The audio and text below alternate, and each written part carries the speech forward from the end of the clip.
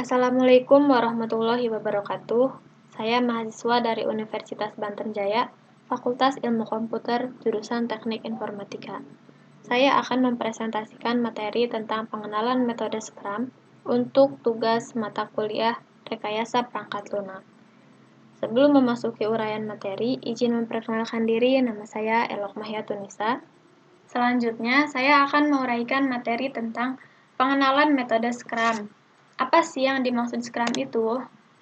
Scrum adalah suatu kerangka kerja untuk menangani masalah yang kompleks, panduan bagi mereka yang ingin beradaptasi secara cepat dengan perubahan zaman, terutama dalam hal menyelesaikan masalah, membuat program, membuat layanan, mencari solusi secara cepat, kreatif, dan inovatif. Dulu sejarah Scrum dimulai dari para software developer. Mengapa demikian? Karena pembuatan Scrum merupakan pekerjaan yang kompleks, terutama ketika permintaan si yang user selalu berubah-ubah. Maka dari itu, Scrum itu digunakan untuk menghadapi situasi yang kompleks. Situasi yang kompleks tersebut kemudian dibagi menjadi bagian kecil yang manajeble. Dari bagian yang manajeble itulah, pekerjaan dapat diselesaikan satu persatu secara cepat, sehingga lebih terkendali dalam mengerjakannya. Bagaimana Scrum membuat kualitas hasil kerja lebih baik? Nah, produk ada untuk mencapai visi atau tujuan. Scrum menyediakan kerangka kerja untuk umpan balik dan eksposur berkelanjutan untuk memastikan bahwa kualitasnya setinggi mungkin.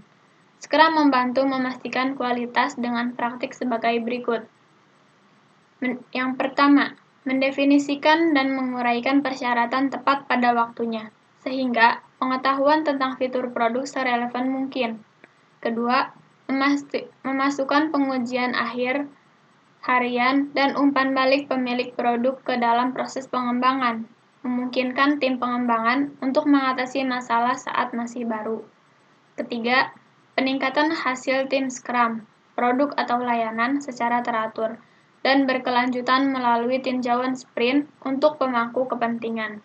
Yang keempat, melakukan sprint retrospektif memungkinkan tim Scrum untuk terus meningkatkan faktor-faktor khusus tim seperti proses, alat hubungan, dan lingkungan kerja. Menyelesaikan pekerjaan menggunakan definisi, selesai yang membahas pengembangan, pengujian, integrasi, dan dokumentasi. Benarkah Scrum mempercepat pekerjaan? Scrum telah terbukti memberikan nilai kepada pelanggan akhir 30 hingga 40% lebih cepat daripada metode tradisional. Penurunan waktu ini disebabkan oleh faktor-faktor sebagai berikut. Yang pertama, inisiasi pengembangan lebih cepat karena fase dokumentasi di awal proyek waterfall. Yang kedua, product owner yang baik secara progresif dapat menguraikan permasalahan dengan tepat waktu. Yang ketiga, persyaratan dengan prioritas tertinggi dipisahkan dari item dengan prioritas terendah. Bagaimana cara Scrum mengurangi resiko? Scrum dapat membantu mengurangi resiko kegagalan suatu proyek. Resiko seperti apa sih? Pemilik bisnis menghabiskan banyak waktu dan uang tanpa adanya pengembalian investasi. Hal ini tentunya adalah resiko utama yang ingin dihindari pemilik usaha. Lalu bagaimana cara Scrum bisa mengurangi resiko ini? Scrum menuntut tim untuk memberikan hasil produk lebih awal, dan Scrum juga memaksa tim untuk gagal lebih awal jika mereka mungkin akan gagal. Secara praktik, sistem Scrum mengarahkan tim untuk melakukan hal sebagai berikut. Menyelesaikan hal yang berisiko tinggi terlebih dahulu dan memberikan waktu untuk mengatasi masalah atau gagal lebih awal dan tidak mahal. Kedua, memiliki proyek yang berfungsi dengan sistem sendiri, sehingga meskipun proyek dihentikan, tim tetap dapat melanjutkan proyek di masa yang akan datang. Ketiga, memberikan umpan balik yang konstan tentang produk dan proses. Nah, sekarang masuk ke dalam metode Scrum. Metode Scrum membagi proses development menjadi beberapa sprint. Nah, yang pertama itu ada produk backlog. Yang kedua ada sprint backlog, yang ketiga ada sprint, dan yang terakhir ada working interment of the software. Apa sih yang dimaksud produk backlog itu?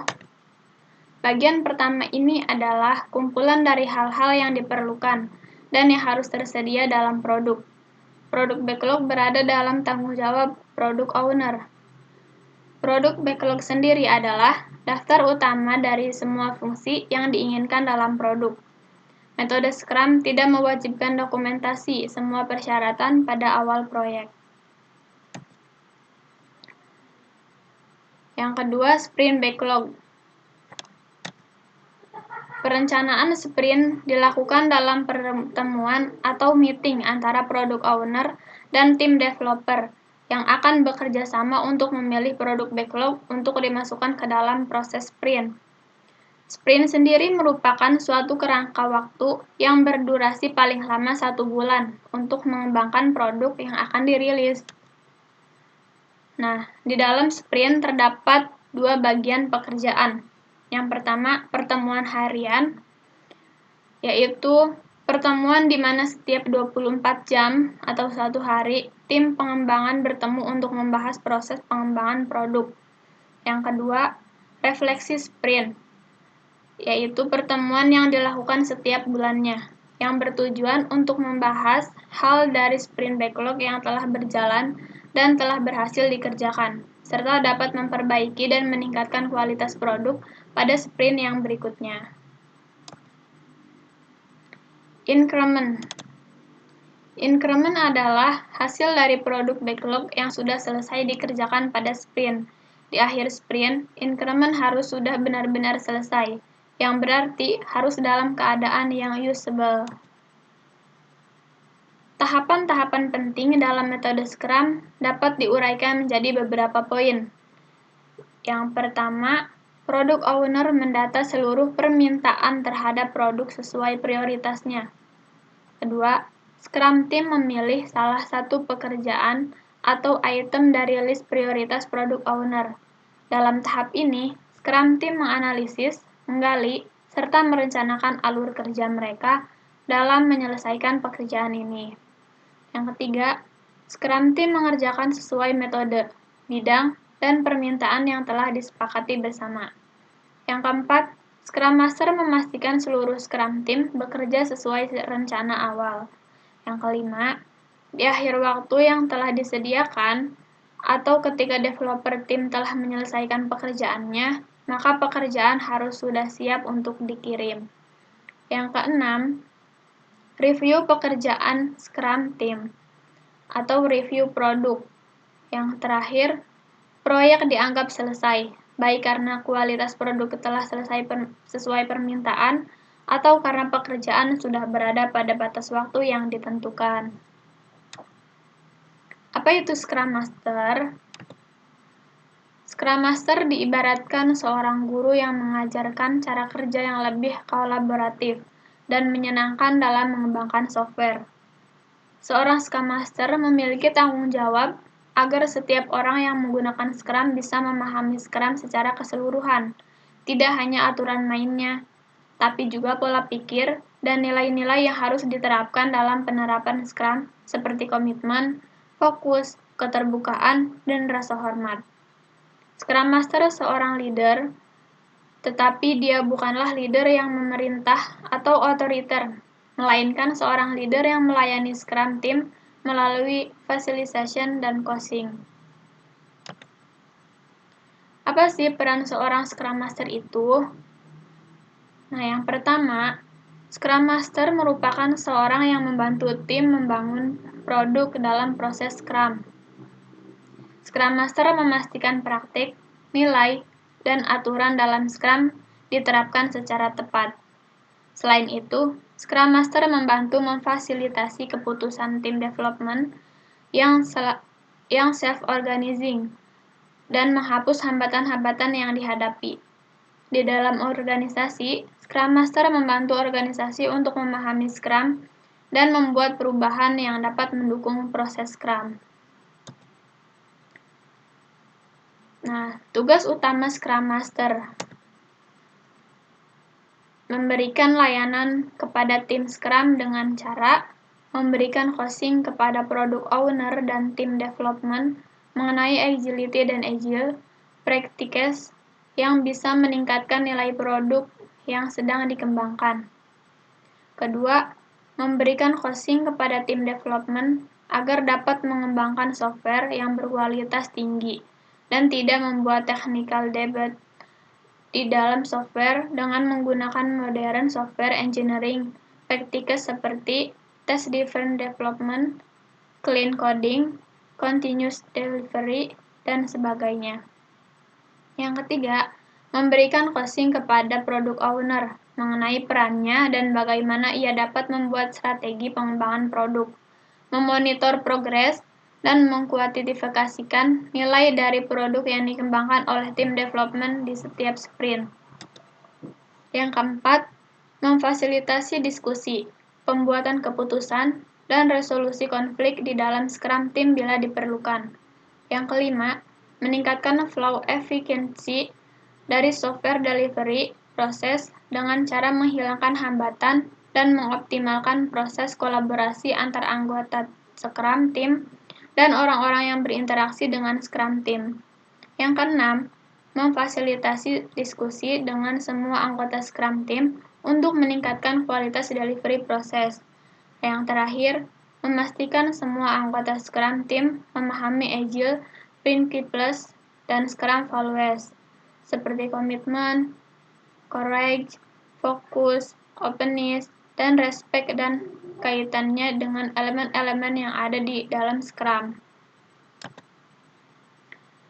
Memberikan layanan kepada product owner dengan cara yang pertama, memfasilitasi kegiatan Scrum sesuai kebutuhan.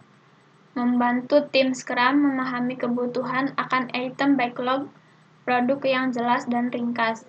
Memahami perencanaan produk di lingkungan kerja, memastikan bahwa product owner mengetahui bagaimana mengatur produk backlog untuk memaksimalkan nilai suatu produk, memahami dan melatih ketangkasan, menemukan teknik pengelolaan backlog produk yang efektif.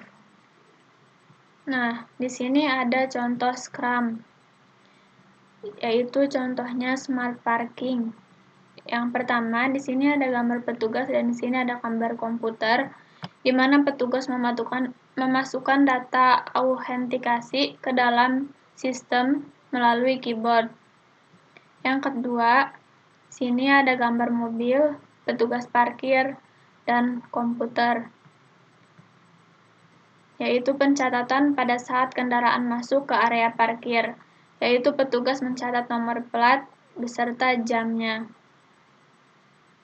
Yang ketiga, di sini ada gambar mobil, petugas parkir, dan juga komputer, di mana pencatatan pada saat kendaraan keluar dari area parkir, dan petugas mencatat nomor plat, karcis, jam, jumlah bayar, dan juga uang. Nah, ini adalah bukti bahwa saya telah like, komen, dan subscribe pada pertemuan 11 mengenai belajar use case diagram. Mungkin itu saja yang dapat saya sampaikan mengenai materi tentang pengenalan metode Scrum untuk tugas rekayasa perangkat lunak. Mohon maaf bila ada kesalahan kata dan kekurangannya. Terima kasih. Wassalamualaikum warahmatullahi wabarakatuh.